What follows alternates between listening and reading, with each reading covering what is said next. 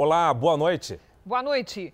A diminuição no número de voos no maior aeroporto do país, causada pela pandemia, fez surgir uma concorrência violenta entre os carros de transporte. Taxistas, motoristas de aplicativos e até os clandestinos disputam muitas vezes no braço a prioridade para atender os passageiros. Só neste ano, foram registrados na delegacia do Aeroporto Internacional de Guarulhos 7 boletins de ocorrência sobre ameaças entre motoristas de cooperativa, os de aplicativos e os clandestinos, chamados arrastadores. As imagens registradas na área do desembarque no último dia 2 mostram cenas de discussão e agressões entre um taxista autorizado e um clandestino. O homem aborda o passageiro e tenta convencê-lo a usar o transporte clandestino. O motorista credenciado reclama e leva um soco. O passageiro se afasta da confusão, enquanto os seguranças do aeroporto tentam separar a briga. Edson Silva é taxista no aeroporto há 34 anos. Ele não viu a briga, mas se emociona ao falar da situação de trabalho. Esses caras foram expulsos dos aplicativos por ter cobrado talvez alguma coisa a mais do cliente, esquecer uma bagagem, não retorna mais. Esse terminal do aeroporto de Guarulhos é considerado o maior do país e o movimento é sempre intenso. Mas a pandemia provocou diminuição do número de voos e, por consequência, uma redução drástica no vai e vem dos passageiros. E é justamente isso que acirrou a disputa entre os profissionais que são autorizados a trabalhar aqui no aeroporto e os ilegais. Essa prática é tão conhecida que até uma placa foi colocada por aqui para alertar quem desembarca. No ano passado, a disputa entre motoristas clandestinos, de aplicativos e credenciados provocou o indiciamento de 17 taxistas por agressão aos arrastadores. Os que foram identificados sofreram medidas cautelares e acabaram impedidos de trabalhar no aeroporto. A fiscalização, segundo o delegado, é contínua, mas é difícil controlar todas as situações. Quando eles percebem que é uma fiscalização mais efetiva, eles se afastam. E é difícil para a gente evitar tudo, que não aconteça nenhuma confusão aqui, né? Veja agora outros destaques do dia. Presos chefões do tráfico no Brasil e no Paraguai. Teste positivo de Covid livra secretário de Educação do Estado do Rio da cadeia. Motorista pula de caminhão para fugir de fogaréu na estrada. Bolsonaro vai depor pessoalmente sobre suposta interferência na Polícia Federal. E o reencontro da família com o filho desaparecido. Como é que funciona assim, meu amor?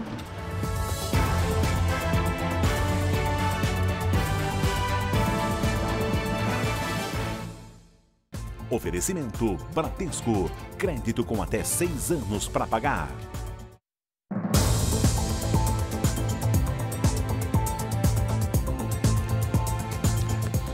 Uma operação conjunta entre as polícias do Brasil e do Paraguai atingiu pai e 2 filhos de uma família suspeita de chefiar o tráfico de drogas entre os 2 países. Carros luxuosos e mais de 200 milhões de reais foram apreendidos com os suspeitos.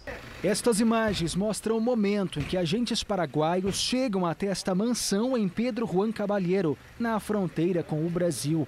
Aqui vivia Emídio Morinigo, considerado um dos chefes da organização criminosa que atuava nos 2 países no tráfico de cocaína. Na mansão, vários cômodos amplos e confortáveis. Na garagem da casa, carros luxuosos. A polícia paraguaia também prendeu 2 filhos de Emídio e o dono de uma casa de câmbio. Aqui no Brasil, a Polícia Federal identificou uma ramificação da organização criminosa só para a lavagem de dinheiro. Uma apreensão de quase R$500 milhão. Em Campo Grande, um dos alvos da operação foi esta concessionária de veículos de alto padrão. As vendas dos carros, segundo a Receita Federal, também era uma maneira de limpar o capital do tráfico de drogas. 8 pessoas foram presas nos 2 países. Na operação de hoje, a Polícia Federal destacou o alto padrão de vida dos suspeitos. Mais de 230 milhões de reais em bens foram sequestrados pela Justiça e serão reutilizados no combate ao crime organizado. O que traz resultado é descapitalização patrimonial, prisão de lideranças e cooperação internacional. E esses são os pilares da Polícia Federal. Uma quadrilha especializada em roubo de cargas foi presa no Rio de Janeiro. Os ataques aos caminhões deram um prejuízo de 2 milhões de reais. Um freezer inteiro lotado de carne roubada. 180 quilos só na casa de Maurício Luiz Rodrigues, um dos alvos da operação da Polícia Civil e do Ministério Público do Rio. O suspeito de ser o líder da quadrilha também foi preso em casa, junto com a esposa na Baixada Fluminense, além do homem que seria responsável por abordar os caminhoneiros nos crimes. De acordo com as investigações, o grupo atua há pelo menos 5 anos, principalmente nas estradas da região serrana do Rio e na Baixada Fluminense. Os alvos, caminhões que transportam carnes e laticínios. A polícia também descobriu que os criminosos conseguiram montar um esquema extremamente organizado. Constatamos que de março a final de agosto, esse grupo criminoso praticou outros 15 roubos na Baixada Fluminense, ocasionando um prejuízo aí de 2 milhões de reais. Numa escuta telefônica, os criminosos se falam logo após um roubo. Passou? Valeu, Xará. Quando chegar lá, Xará, tira essas fotos aí e vamos aguardar a banca abrir para comprar o celular para a gente ir na outra missão. Tá, beleza. A polícia agora quer saber quem eram os compradores e se os criminosos tinham ajuda de funcionários das empresas. Só de janeiro a julho deste ano, a polícia registrou mais de 3 mil roubos de cargas em todo o estado do Rio. A execução de um jovem no litoral paulista pode ter sido motivada por uma informação falsa dada um pouco antes do crime. A vítima se apresentou como policial para tentar apartar uma discussão. Essas são as últimas imagens de Igor da Conceição, de 24 anos. Ele aparece conversando com uma mulher e 2 homens. Todos estão gesticulando muito, parecem discutir. De repente, um homem de blusa com capuz chega e dispara a queima-roupa contra Igor. O rapaz foi socorrido e levado ao hospital, mas depois de 2 dias morreu. Igor passava o feriado da Independência na praia com amigos. A gente vê as imagens assim e a gente fala, por que a pessoa fez isso? Igor foi enterrado hoje em Suzano, na região metropolitana de São Paulo. Segundo testemunhas, o jovem teria se identificado como policial ao tentar resolver uma discussão que acontecia em frente à tabacaria onde ele estava com os amigos. Igor nunca foi policial. O dono ainda da tabacaria disse, não vai. Aí ele disse, não, mas eu sou da polícia. Ele, não é, eu sou da polícia e vou ali conversar com eles. Ele me contou que ele estava na porta da tabacaria. E quando eles chegaram lá na porta, chegou umas outras pessoas já dizendo que tinha discutido com eles. Segundo o tio da vítima, os amigos estavam dentro do estabelecimento e não viram o que aconteceu. Ninguém ter visto nada. Se estamos todos juntos em algum lugar e eu não vou ver o que acontece com você. A Polícia Civil de Bertioga vai chamar os amigos de Igor para prestar depoimento e usar as câmeras de segurança para tentar identificar o homem que atirou no rapaz. Não tem o que justifica, podia ser uma discussão, uma briga, não tem o que justifica uma morte dessa forma. Entrou em vigor em São Paulo uma lei que aumenta a punição a quem pratica violência doméstica. Além de responder na justiça, os agressores serão atingidos no bolso também. Quando tudo começou, há mais de 10 anos, era diferente. No início ele era muito carinhoso, atencioso, muito cuidadoso. Ele se preocupava muito comigo.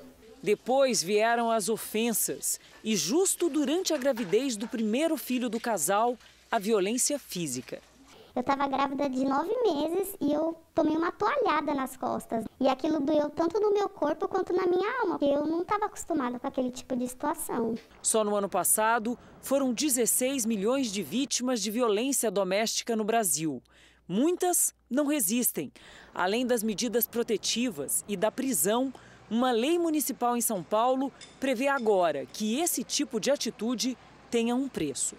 Agressores de vítimas como ela, que precisarem de usar o serviço público de emergência em decorrência das lesões e ferimentos sofridos, terão que pagar uma multa administrativa.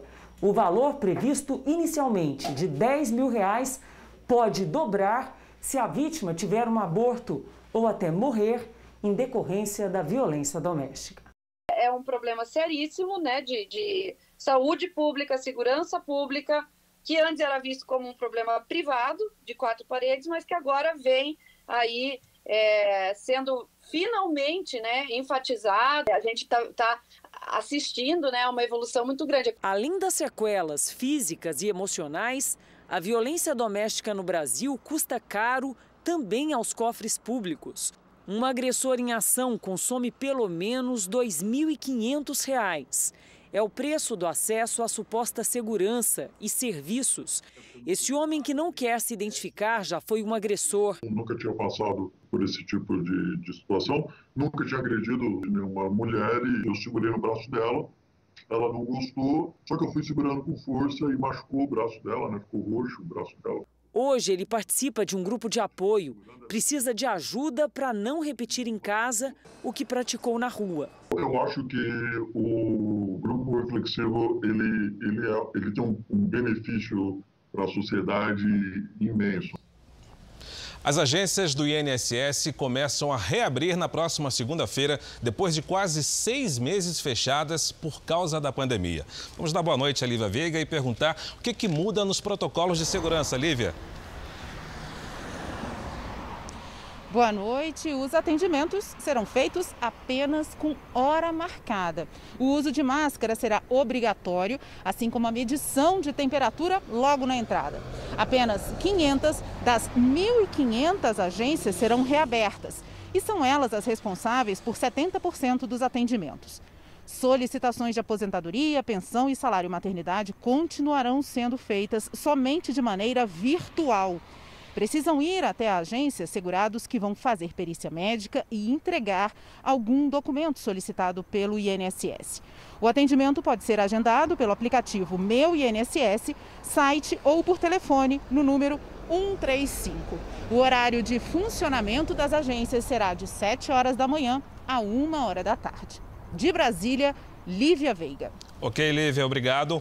O Jornal da Record traz agora os números de hoje da pandemia no Brasil. De acordo com o Ministério da Saúde, o país tem 4.282.164 casos de Covid-19.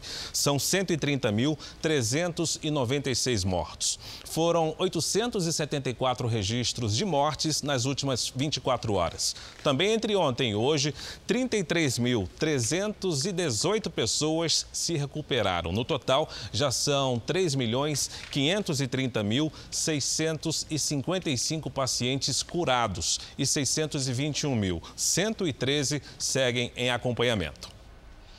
Em São Paulo, a Secretaria de Saúde do Estado anunciou hoje que todas as regiões estão na fase amarela do plano de reabertura da economia e que o número de novos casos caiu 31% em relação à semana anterior. No mesmo período, o número de mortes apresentou queda de 20%. O estado de São Paulo é o mais afetado pela pandemia no Brasil e registra até agora 882.809 casos da doença, com 32.338 mortos. O combate ao coronavírus ganhou mais um aliado, o nióbio. O Brasil é o maior produtor deste mineral no mundo. Pesquisadores da Universidade Federal de Minas Gerais descobriram que o nióbio é mais eficiente até que o álcool. Os cientistas pesquisam o nióbio desde 2005. No ano passado, ao produzirem um creme dental, descobriram que o minério matava a bactéria da cárie. Com a pandemia, os pesquisadores da Universidade Federal de Minas Gerais direcionaram os estudos para o combate ao coronavírus e conseguiram desenvolver um antisséptico à base de nióbio que mata o vírus com uma ação prolongada. O pesquisador explica a diferença entre este produto e o álcool. A nossa nanopartícula ela não evapora. Borrifando o nosso produto numa superfície, você tem pelo menos uma proteção de 24 horas. O produto desenvolvido em Minas foi testado no laboratório da USP, em Ribeirão Preto. 100% da carga viral foi eliminada quando o nosso produto foi borrifado na superfície. O antisséptico já foi patenteado e aguarda aprovação da Anvisa. A expectativa é que esteja no mercado em até 30 dias e com um preço popular. 99% do nióbio do mundo é extraído em Araxá, no interior de Minas. E não vai custar caro, né? Porque matéria-prima está no estado. A gente tem uma estimativa entre 15 e 20 reais o frasco. A China autorizou o início de testes em humanos de uma possível vacina contra o coronavírus aplicada com spray nasal. O projeto foi desenvolvido pela Universidade de Hong Kong. Ele é parecido com uma vacina em desenvolvimento pela USP de São Paulo, mas está em fase mais adiantada. Mais de 100 voluntários vão aplicar o produto em novembro e a conclusão da pesquisa pode levar até um ano. Se for eficaz, a vacina vai oferecer uma dupla imunidade contra a Covid-19 e também contra a gripe. O secretário de Educação do Estado do Rio de Janeiro e a ex-deputada federal Cristiane Brasil foram presos nesta sexta-feira. Os dois são suspeitos de participar de um esquema que teria desviado 30 milhões de reais em contratos fraudulentos de assistência social. Um exame positivo para a Covid-19 livrou o secretário estadual de Educação de ir para a cadeia. Pelo menos por enquanto, Pedro Fernandes vai ficar isolado em prisão domiciliar. Segundo o Ministério Público do Rio, ele teria cometido irregularidades na Fundação Leão 13, que promove ações de assistência social. Na época, atuava como secretário estadual de Tecnologia e Desenvolvimento Social nas gestões de Sérgio Cabral e Luiz Fernando Pezão. Pela denúncia, Pedro Fernandes é suspeito de chefiar um suposto grupo mafioso na fundação para que os esquemas criminosos fossem implementados. O senhor Pedro Fernandes passou a controlar a Fundação Leão 13 e a indicar pessoas de sua confiança para cargos administrativos, executivos e de chefia. Essa nova fase da Operação Catarata investiga supostos desvios em contratos de assistência social entre 2013 e 2018. Em julho do ano passado, 7 pessoas foram presas. São, ao todo, 25 denunciados. De acordo com os promotores, nesse período de 5 anos, os contratos investigados custaram 120 milhões de reais. A estimativa é de que pelo menos 30 milhões teriam sido desviados dos cofres públicos. As propinas variavam entre 5% e 25% do valor do contrato pago. Então, se não houvesse pagamento do contrato, não haveria pagamento de propina. A ex-deputada federal Cristiane Brasil também teve a prisão preventiva decretada. Ela ocupou a Secretaria Especial de Envelhecimento Saudável quando Eduardo Paes foi prefeito do Rio. De acordo com a denúncia, a ex-deputada teria usado pessoas de confiança para o recebimento das propinas. À tarde, Cristiane Brasil se apresentou à polícia e gravou um vídeo atribuindo a prisão à perseguição política. A justiça será feita e os fatos serão esclarecidos a meu favor. O secretário Pedro Fernandes se disse indignado com a ordem de prisão e confia que tudo será esclarecido o mais rápido possível, com a inocência dele provada. No Acre, 2 ex-prefeitos da segunda maior cidade do estado e o presidente da Assembleia Legislativa são investigados por supostas irregularidades em licitações. Entre os investigados estão 2 ex-prefeitos da cidade de Cruzeiro do Sul, funcionários públicos e empresários. De acordo com as investigações, as fraudes ocorriam nos processos de licitação. Uma única empresa teria vencido 32 licitações. O presidente da Assembleia Legislativa no Acre, o deputado estadual Nicolau Júnior, também é alvo da operação. Na casa dele, os policiais federais encontraram dentro de um cofre mais de 120 mil reais em espécie. Houve apreensão em espécie não só lá, em outros locais de busca. E isso só confirmou as nossas investigações no sentido de que realmente são pessoas que estão desviando verba pública. Segundo a delegada, Nicolau Júnior teria recebido dinheiro público na conta pessoal. Os contratos firmados durante o período investigado somam mais de 18 milhões de reais. O presidente da Assembleia emitiu uma nota onde nega qualquer contratação ou negócio com a Prefeitura de Cruzeiro do Sul e diz provar que o dinheiro encontrado na casa dele é originário do trabalho que faz como empresário e produtor rural. Há 19 anos acontecia o maior ataque terrorista da história dos Estados Unidos. E mesmo durante a pandemia de coronavírus, diversas homenagens lembraram as vítimas dos atentados de 11 de setembro. Logo cedo, uma enorme bandeira foi hasteada no Pentágono, atingido por um dos 4 aviões tomados pelos terroristas. Na sede do Departamento de Defesa dos Estados Unidos, estavam 125 das quase 3.000 pessoas que morreram no dia 11 de setembro de 2001.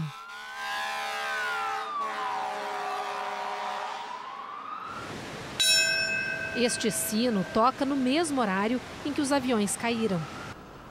2 deles atingiram as torres do World Trade Center em Nova York em um curto espaço de tempo. Não demorou para a Torre Sul vir abaixo. Na sequência, a Torre Norte também desabou.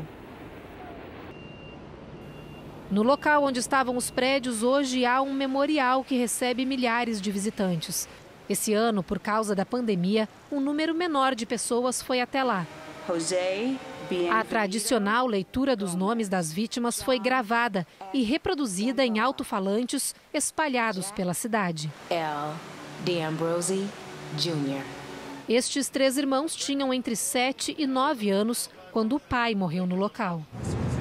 Todos os anos vamos homenageá-lo. Pode chover, nevar, não importa o tempo e estaremos aqui.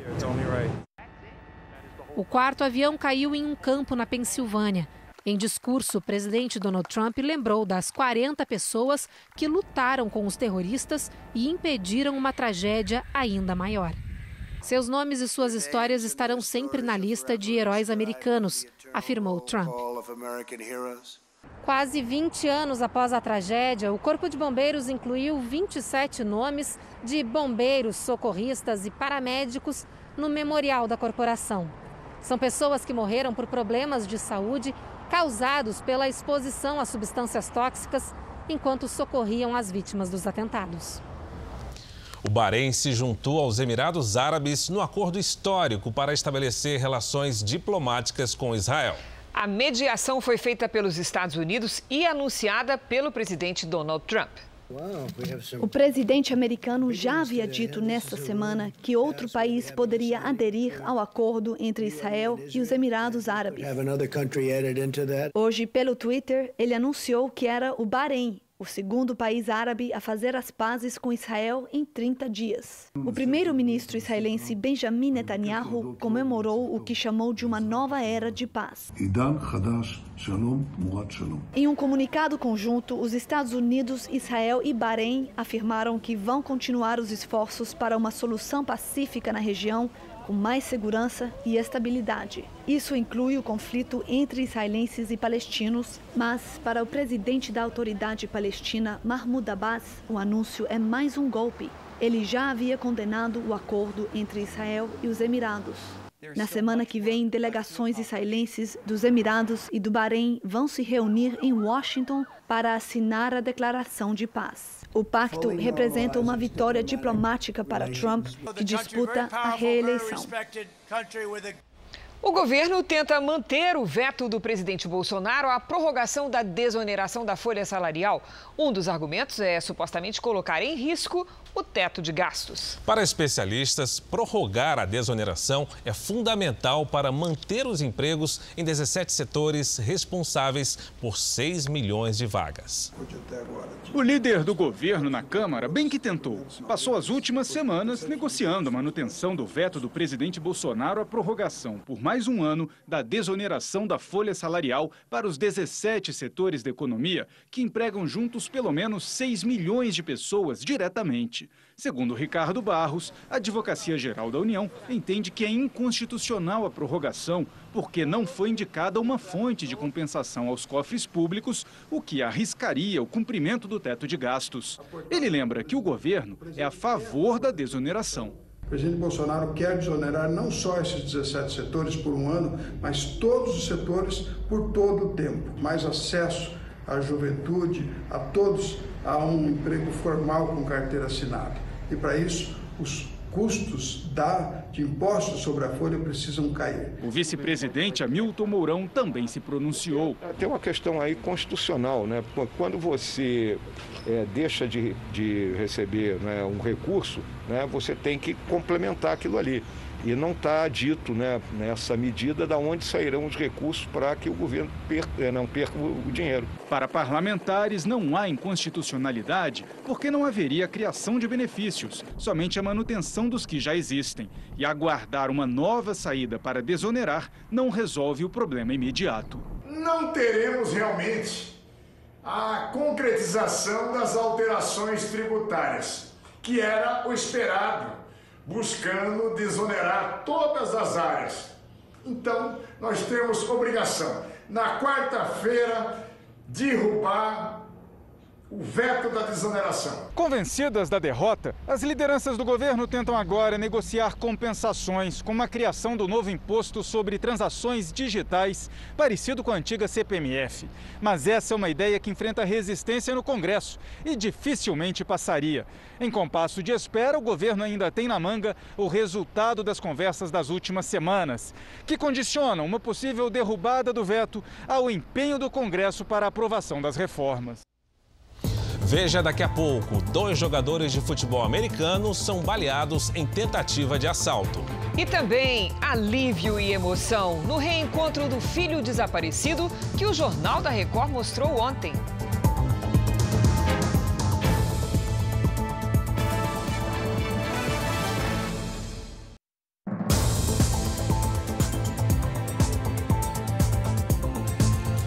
O presidente Bolsonaro assinou hoje, na Bahia, o termo de compromisso para a construção de uma ferrovia entre o estado e Tocantins. No discurso, o presidente disse estar se aproximando cada vez mais do judiciário.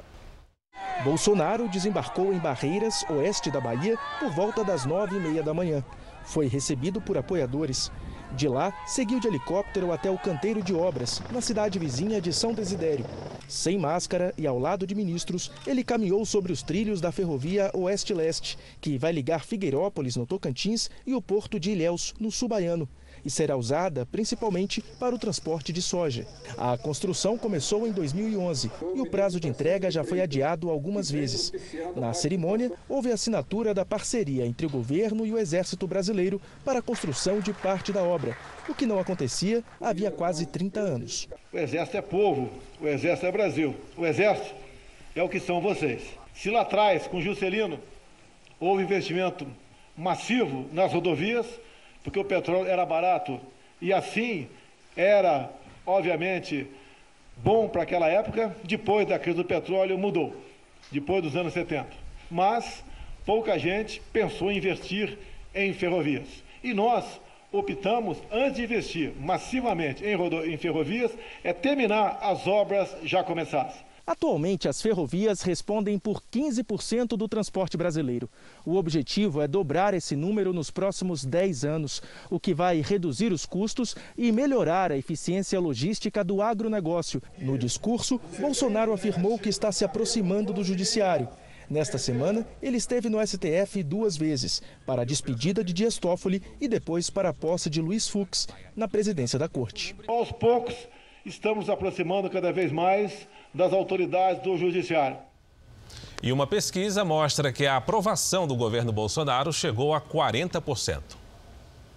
Na pesquisa anterior, divulgada em 31 de agosto, 38% aprovavam o governo Bolsonaro. Agora são 40%. Entre os que desaprovam o governo federal, o índice foi de 43% para 40%.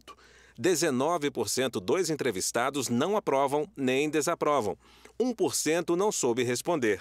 A pesquisa foi feita em todo o Brasil entre 7 e 10 de setembro, com 1.200 pessoas. A margem de erro é de 3 pontos percentuais para mais ou para menos.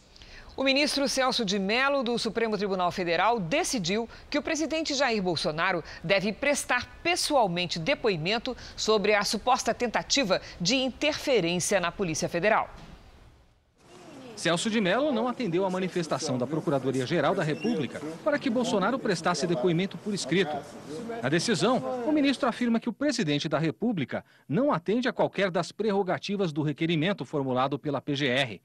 e que o presidente, que também é súdito das leis, como qualquer outro cidadão deste país, não dispõe, quando figurar como pessoa sob investigação criminal, de benefícios do direito comum, pois ninguém, nem mesmo o chefe do Poder Executivo da União, está acima da autoridade da Constituição e das leis da República. Celso de Mello afirma que o depoimento por escrito, segundo o Código de Processo Penal, só é permitido aos chefes dos 3 poderes da República, que figurem como testemunhas ou vítimas, mas não como investigados, como é o caso de Bolsonaro. Com isso, o presidente deve ser o primeiro a prestar esclarecimentos aos agentes da Polícia Federal no exercício do cargo. Apesar da decisão, o ministro deixa claro que Bolsonaro pode exercer legitimamente, como qualquer cidadão, o direito de ficar em silêncio. A investigação foi aberta em maio, com base em afirmações do ex-ministro da Justiça, Sérgio Moro. Celso de Mello permitiu ainda que a defesa de Moro acompanhe o interrogatório e faça perguntas ao presidente Bolsonaro. O local e a data do depoimento serão definidos pela delegada que comanda a investigação, Cristiane Correia.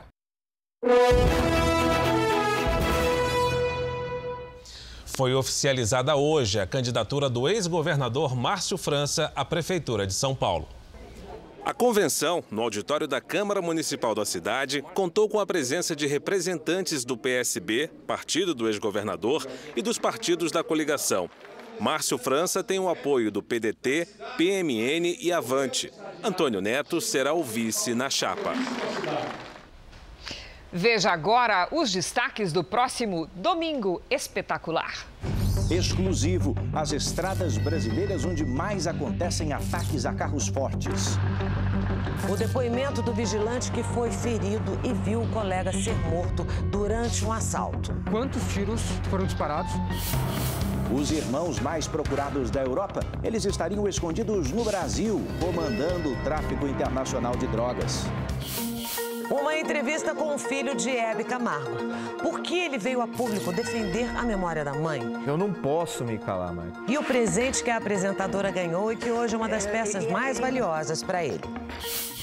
O desabafo do jogador Hulk. Pela primeira vez, ele fala sobre o fim do casamento e o namoro com a sobrinha da ex-mulher. No Por Onde Anda, tem uma conversa com o cantor Salgadinho. E a música é inédita que ele fez com o amigo Ronaldinho Gaúcho, enquanto o jogador estava preso no Paraguai. Liga pro Ronaldinho Gaúcho, será que ele te atende? Vamos ver. É no Domingo Espetacular. Depois da Hora do Faro. Até lá. Veja a seguir, casal de blogueiros sofre ameaças após divulgar imagens de praias lotadas. E também, motorista salta do caminhão para fugir de incêndio na beira da estrada.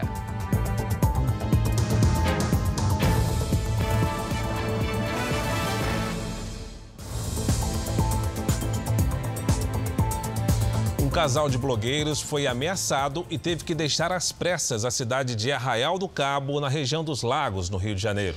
Tudo porque eles postaram um vídeo na internet onde mostravam as praias lotadas em meio à pandemia. O influenciador digital Marcos Vaz e a namorada Inês Lafosse, que é argentina, têm juntos quase 300 mil seguidores nas redes sociais. Eles postam conteúdo sobre viagens e dicas de turismo. Esse é um vídeo do último feriado prolongado em Arraial do Cabo, litoral do Rio de Janeiro. Vocês podem ver aqui que a Praia Grande está um pouquinho cheia. A maioria das pessoas não usam máscara e também aqui está um pouco diferente das outras cidades litorâneas, né? Aqui, pelo visto, você pode ficar na areia e também não tem essa fiscalização, você tem que usar máscara. Ao mostrar aglomeração e pessoas sem máscara, o casal passou a ser ameaçado nas redes sociais. Tu vem pra cá pra querer queimar a nossa cidade? Rapaz, apaga aquele vídeo que tu fez, rapaz. Senão você vai ter um problema sério com a gente aqui. A gente vai dar uma coça arrumada em você e botar você de volta pra sua cidade. Com medo, o casal fez um boletim de ocorrência e deixou Arraial do Cabo, onde os dois passaram os últimos 6 meses. A polícia investiga o caso e tenta descobrir quem são os autores das ameaças. Os blogueiros lamentam ter que sair da cidade dessa forma. Eu sempre falei Arraial do Cabo, a top 3 cidades mais bonitas do mundo. Sempre fui assim um grande fã, sempre idolatrei a cidade. Saí de lá chorando. Amamos a cidade, amamos as pessoas que fizemos amizade lá. Então, triste finalizar assim, né? Em Londrina, no Paraná, um motorista ficou gravemente ferido após o caminhão dele tombar.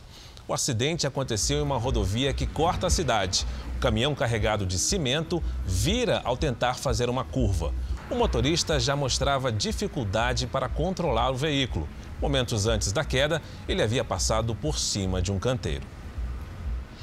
Terminou hoje e com um final feliz.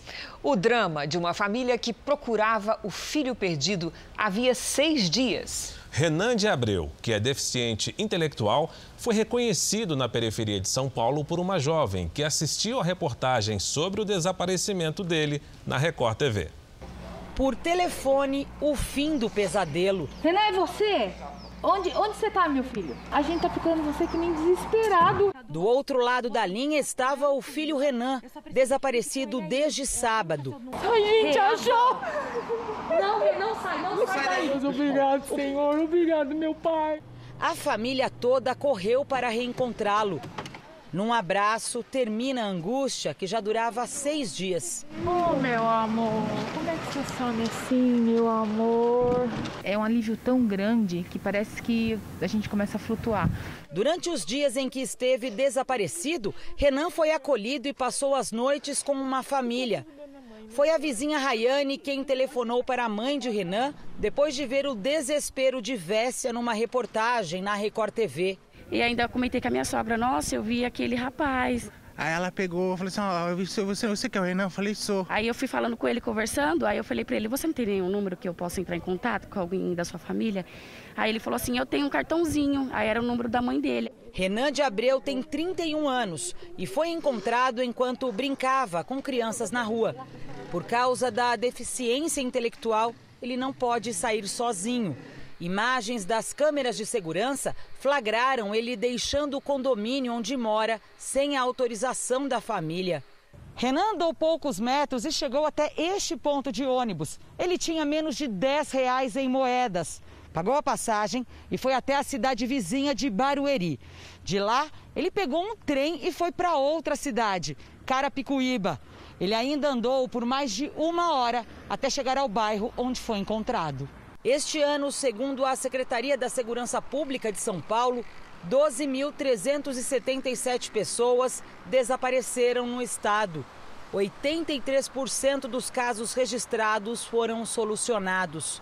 Em casa, Renan passou o dia cercado de cuidados e contou detalhes do que viveu fora de casa. Eu sinto muita angústia depois de não encontrar mais ninguém. Agora, os pais querem esquecer os dias de desespero. Parece que tirou um elefante das costas, sabe assim? Do coração, da alma, porque tava num peso assim, uma sensação de lacerante, sabe, por dentro. Tinha hora que parecia que eu nem ia aguentar, de tanta dor que eu tava sentindo no coração.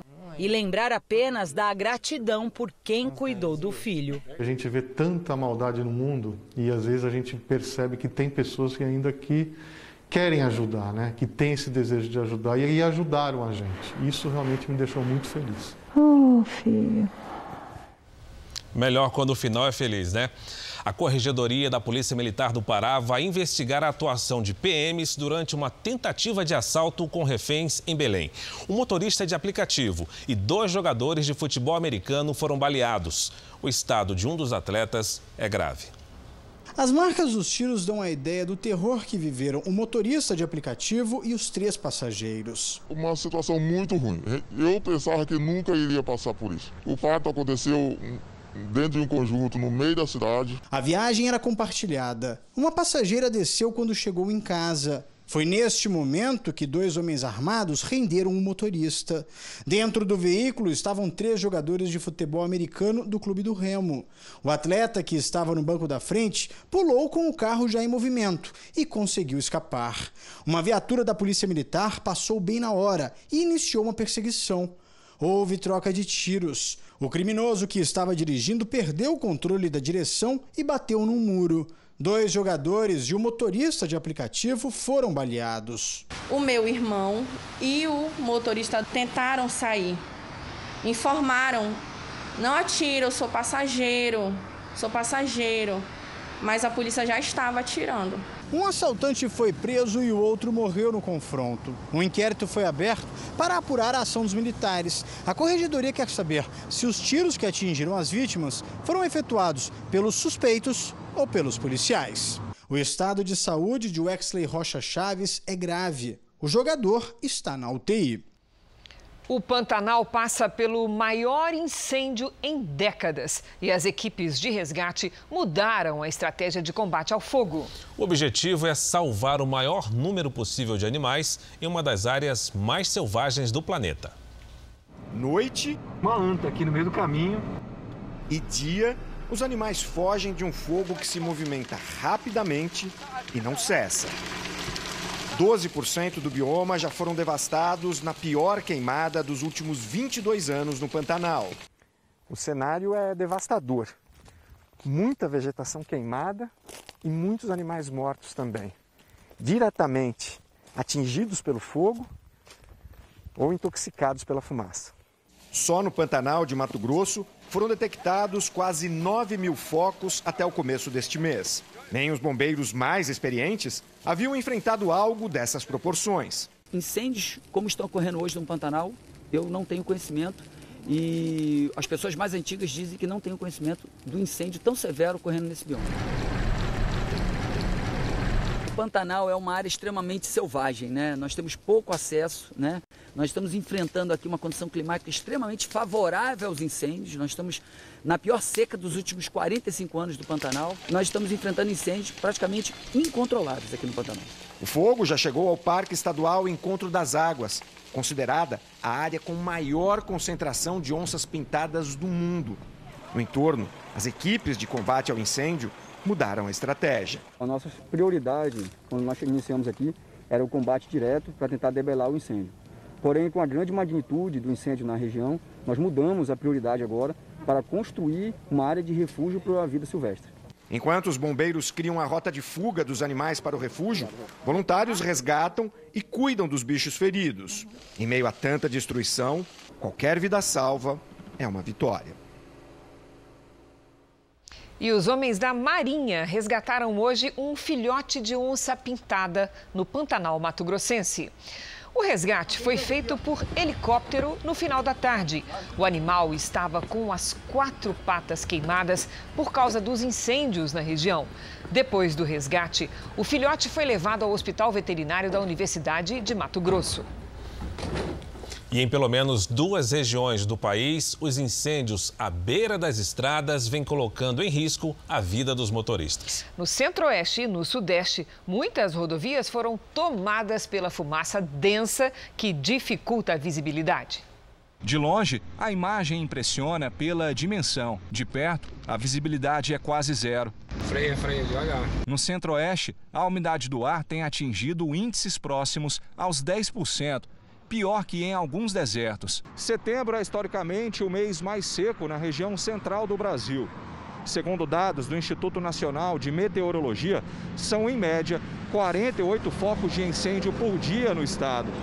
Clima e vegetação secos favorecem a propagação do fogo e se tornam uma combinação perigosa para quem está na estrada. O condutor, ao passar por um local de queimada, ele perde bastante a visibilidade. Ele não consegue ver os demais veículos, as marcas de sinalização e acaba se colocando numa situação de risco. Além da questão da visibilidade, a fumaça, ela causa a perda de aderência dos pneus. O problema também se repete em outros estados e na região sudeste. Fogo aí, ó. Tá feio aí, ó. Meu Deus do céu. Em Olímpia, São Paulo, um flagrante dramático. A câmera acoplada no para-brisa mostra o momento em que um caminhão-tanque aparece desgovernado. O caminhoneiro salta do veículo em movimento para fugir das chamas. Também em São Paulo, a Floresta Estadual do Noroeste Paulista, perto de São José do Rio Preto, chegou ao 3º dia de queimadas. As chamas avançaram até um condomínio de luxo. Quem é acostumado a rodar pelo Brasil sabe que nesta época é preciso redobrar a atenção. Reduz a velocidade, né? Observe mais, liga o pisca-alerta, farol alto. Às vezes tem que ter que parar, né? Porque você fica com medo, né? E o incêndio também destruiu um ferro velho no Triângulo Mineiro. A coluna de fumaça preta podia ser vista de longe. O galpão onde o fogo começou fica às margens do anel viário de Uberlândia. As chamas destruíram o ferro velho. A estrutura da construção desabou. Segundo o Corpo de Bombeiros, casas no entorno também foram atingidas. Não há registro de feridos e as causas do incêndio serão apuradas.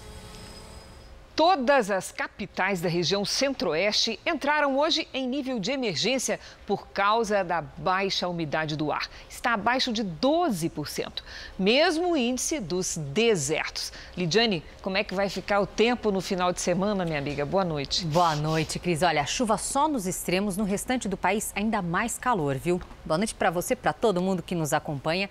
O ar seco domina o tempo na maior parte do Brasil. Os baixos valores de umidade se repetem, principalmente no centro-oeste. No sul, o oposto. O ar está saturado com umidade acima dos 80%. Isso acontece porque uma nova frente fria se forma entre hoje e amanhã e traz risco de temporais com granizo para o Rio Grande do Sul e Santa Catarina no sábado e também no domingo.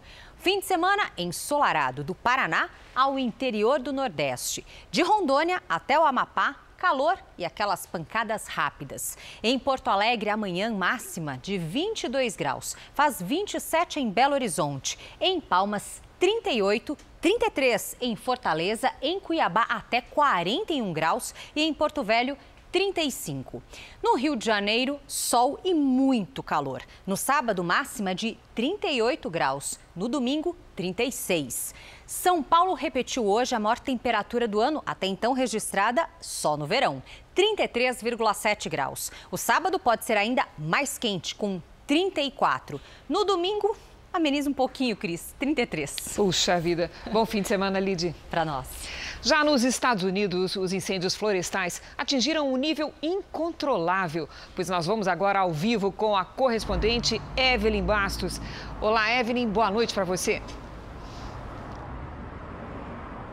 Oi, Cris. Boa noite para você, para o Fara e para todos que nos assistem. 9 estados americanos sofrem com as queimadas neste momento e pelo menos 24 pessoas morreram nesta semana nos estados da Califórnia, Oregon e Washington. A fumaça cobriu cidades inteiras, transformando o dia em noite e deixando o céu totalmente laranja. As autoridades se preocupam com a qualidade do ar em algumas regiões onde já é difícil até respirar. No Oregon, mais de 10% da população precisou abandonar as casas. São mais de 100 focos de incêndio em toda a costa oeste do país. Cris, Fara. Obrigada, Evelyn. Vamos falar agora do seu bolso. Com o preço dos alimentos em alta, a saída para economizar é pesquisar bem e substituir os produtos. O arroz, por exemplo, pode ser trocado por opções com o mesmo valor nutritivo e mais baratas. O nosso QR Code já está aqui na tela. Aponte a câmera do celular e veja um ranking com os 5 alimentos campeões da inflação. Maria Luísa tem o hábito de manter uma alimentação balanceada. Por isso, não sofreu tanto com a alta de quase 20% do arroz neste ano. Faço um purê de batata, que é gostoso. Batata doce a gente cozinha, fica muito gostosa também. Esta outra consumidora também aposta em alternativas. Você começa a pesquisar e ver o que você pode substituir e você às vezes acaba até acostumando e gostando. Alguns alimentos ficaram mais baratos nas prateleiras dos supermercados em agosto na comparação com o mês de julho. O preço médio das verduras caiu 4,77%. Tubérculos, legumes e raízes tiveram queda de 4,49%, com destaque para a batata, que ficou 12,40% mais em conta. Substituir o arroz por fontes de carboidrato que pesam menos no bolso pode ser uma solução saudável. Batata, batata doce e mandioca são ótimas opções, uma pelo fato de terem baixado o preço, então estão mais baratos, e outra porque se a gente colocar na balança com relação à parte da saúde, eles acabam sendo alimentos mais saudáveis. Opções mais acessíveis também são o macarrão, a farinha de mandioca e o fubá. Porém, são mais calóricos. Eles contêm muito mais açúcar do que o arroz branco. No macarrão, o ideal é evitar molhos gordurosos para não gerar sobrepeso. Paloma e a mãe apostaram na macarronada com legumes. Um franguinho, que está mais em conta também. Então, tudo isso auxiliou, tanto financeiramente como na saúde também. A secretária nacional do Consumidor, Juliana Domingues, afirmou que o Ministério da Justiça não pretende tabelar os preços dos alimentos. Mas, se for comprovado o abuso, haverá punição sim. Ela foi a convidada de hoje do programa JR Entrevista. A secretária diz ter recebido muitas reclamações sobre o assunto e, por isso, notificou os supermercados e produtores. Neste caso do arroz, nós recebemos denúncias primeiro do PROCON de Santa Catarina, de Curitiba, Santa Catarina, também recebemos do Rio Grande do Sul, de Santa Maria, e aí depois recebemos ofícios do Ministério Público do Consumidor, da OAB Nacional. Então vimos que era realmente um problema nacional. Nós notificamos, até o momento, 65 agentes econômicos e demos 5 dias para apuração dessas respostas. Vamos aguardar para que eles encaminhem esses dados. Juliana Domingues nega qualquer possibilidade de tabelamento. A Senacom nunca fez tabelamento ou controle de preços. Essa é uma atividade que nunca foi realizada pela Secretaria. Mas ela não afasta uma eventual punição se houver abuso. Se nós conseguirmos identificar que houve um comportamento abusivo, oportunista, nós temos uma outra coordenação, também vinculada à Senacom, que é uma coordenação de sanções técnicas, que vai abrir um processo administrativo sancionatório. E aí você tem a aplicação de sanções administrativas que podem ultrapassar 10 milhões de reais. Não se esqueça, você pode assistir ao JR Entrevista às 10h30 da noite na Record News, também no portal R7 e no canal do YouTube do Jornal da Record. E os melhores momentos desse encontro você pode rever na edição de 00:30 do Jornal da Record. A taxa de desemprego no Brasil teve uma leve queda na terceira semana de agosto em relação à segunda semana do mesmo mês. O índice foi de 13,6% para 13,2%. O total de pessoas sem trabalho no país chega a 12.600.000. 300 mil a menos do que na pesquisa anterior. Os números são da PNAD Covid, divulgada hoje pelo IBGE.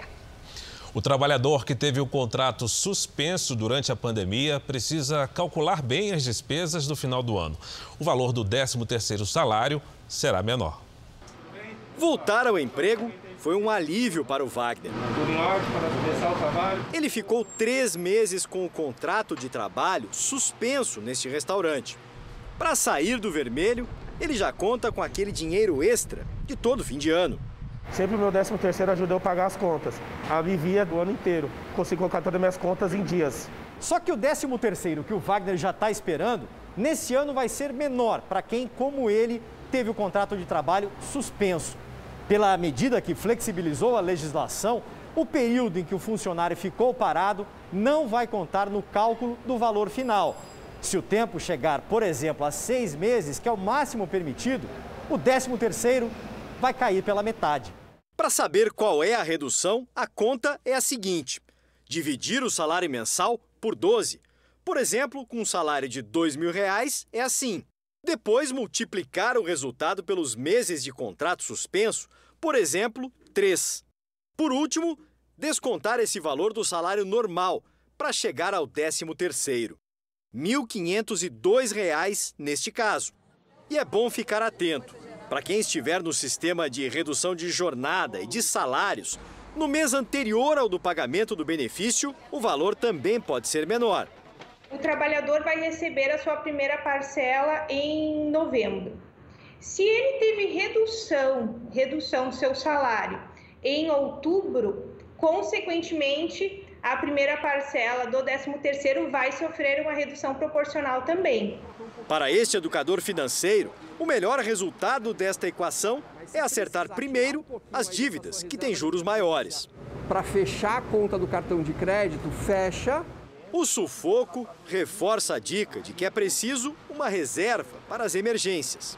Essa foi uma grande lição dessa pandemia, né? Tem dívidas para pagar, use o 13º para pagar dívidas, tá? Se sobrar dinheiro, verifique quanto que você vai gastar nas suas festas de final de ano. Não gaste tudo. Não vai ser fácil, mas o Wagner quer se esforçar para começar 2021 sem dívidas. Esse ano eu vou ter que quebrar a cabeça para pagar as contas. E no R7.com você confere outras mudanças promovidas por essa medida provisória que flexibilizou até julho as leis do trabalho. Acesse lá. Vamos falar um pouquinho de futebol. O Corinthians está sem técnico. Thiago Nunes foi demitido depois de perder o clássico contra o Palmeiras. Thiago chegou ao Corinthians em novembro de 2019, depois de uma boa campanha no Atlético Paranaense. Foram 28 jogos, com 10 vitórias, 10 empates e 8 derrotas. O substituto ainda não foi definido. Um grupo de viajantes embarcou hoje de volta para casa. Saíram sem máscara nem passaporte, com total permissão das autoridades. E lá foram eles, felizes da vida. Mesmo presos, dá para notar que eles estão espertos e saudáveis. Bem diferente de como chegaram nas praias do litoral paulista. Alguns chegaram com em torno de 2 quilos, agora eles estão com quase 4, né? A grande maioria. Então é um peso, né, ideal para a espécie. Esses 30 pinguins da espécie Magalhães receberam alta depois de passar por meses de tratamento. Mas, dos mais de 400 que encalharam na Baixada Santista, de junho até agora, apenas 126 estavam vivos. E ainda assim, poucos conseguiram se recuperar. Há 10 anos, não apareciam tantos pinguins por aqui. A operação de soltura envolve uma equipe grande, biólogos e veterinários. Cada animal leva um chip subcutâneo com identificação. Com cuidado, as caixas com os pinguins são acomodadas na lancha. Estamos a mais de 40 quilômetros da costa. Depois de 1h30 de viagem, chegamos ao ponto exato onde será a soltura desses pinguins em alto mar. Essa é uma área de proteção ambiental permanente. Os biólogos escolheram esse local justamente para que esses pinguins não voltem a encalhar nas praias. Os pinguins são retirados das caixas. Um a um, eles seguem rapidamente o caminho do mar. Se juntam, mergulham e pronto, estão livres. Retomam a jornada de volta para as águas geladas da Argentina e Chile. Eles ainda têm que nadar praticamente 4.000 quilômetros, até um pouquinho mais, né? Então, para eles seguirem as correntes para voltar para casa. No Rio Grande do Sul, a solidariedade ajudou a unir pela internet um coral que a pandemia separou. Há 4 anos, Rosana se dedica a um projeto cheio de carinho. Um coral para alunos com necessidades especiais. Mas com a pandemia, a música saiu de cena e deu espaço a um único toque, o do telefone da professora. Do outro lado da linha, uma turma cheia de saudade. O que tu quer fazer? Eu quero cantar, prof. Isso mexe muito com a gente. As ligações comoveram a professora, que também sentia falta de cantar com a turma. Rosana, então, pensou em uma maneira de resolver o problema da distância. Um coral online. O projeto, no entanto, esbarrava em outro obstáculo: acesso à internet. Dos 50 alunos de Rosana, só 15 conseguiam participar. Eu precisei vir para cá, para casa do meu namorado, para ele poder acessar as aulas do coral. Mas nem todos tinham essa possibilidade. E a falta de internet parecia pôr tudo a perder. Foi aí que essa escola particular de ensino infantil também entrou no circuito.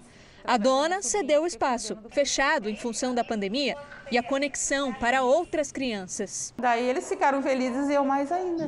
Uma retomada diferente, mas a possibilidade da primeira aula depois de meses. Me diz uma coisa, você estava sentindo muita ou pouca saudade? Muito. Uma alegria para as crianças. Ele sempre gostou muito, né? Eu só falei, Kelvin, vamos lá no coral, tem coral hoje, ele, ai, vamos. Ansiedade, expectativa, até que a conexão reúne a professora e os colegas. O restante é música. Estou sempre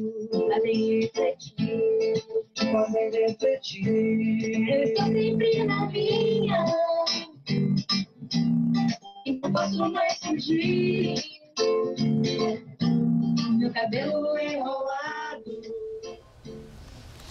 O Jornal da Record fica por aqui. A edição de hoje na íntegra e também a nossa versão em podcast estão no Play Plus e em todas as nossas plataformas digitais. E à 00:30, você já sabe, tem mais Jornal da Record. Você fica agora com a novela Apocalipse. Boa noite e ótimo final de semana. Ótima noite para você e um excelente fim de semana.